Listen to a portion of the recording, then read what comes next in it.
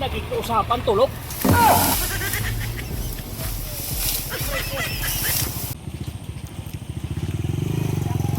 Oh, so.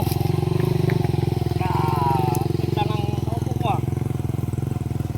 Alam mo, Biliso. Tagal natin dito. Nagsasamahan natin sa trabaho. At papaldo ka. Pero pagputin mo yung trabaho mo para pumaldo ka.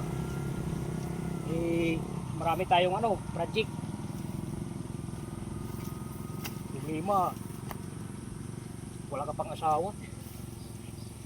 Hindi kasi naghahanap. Maghanap ka na para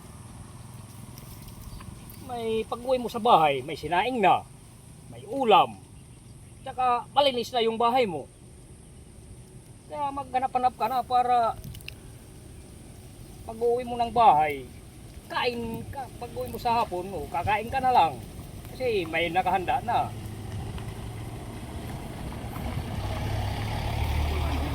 Nag-iusapan tulog.